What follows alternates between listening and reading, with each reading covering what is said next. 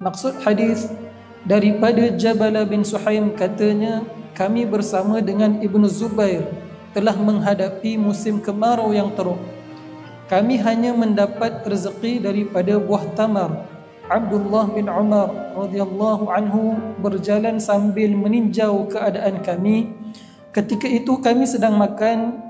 Beliau pun berkata, janganlah kamu semua tamak dengan mengambil 2 biji tamar atau lebih, kerana sesungguhnya Rasulullah sallallahu alaihi wasallam melarang daripada mengambil lebih daripada 1. Kemudian Abdullah meneruskan lagi dengan katanya, kecuali setelah mendapat keizinan daripada saudaranya yang lain. Hadis riwayat Al-Bukhari dan Muslim.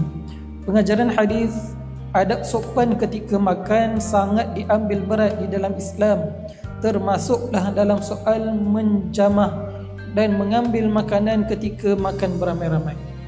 Dan yang terakhir, ambillah makanan secara sederhana atau sedikit-sedikit. Apabila tidak mencukupi, ia boleh ditambah lagi. Cara demikian menunjukkan seseorang itu berdisiplin di samping menghindarkan sifat tamak.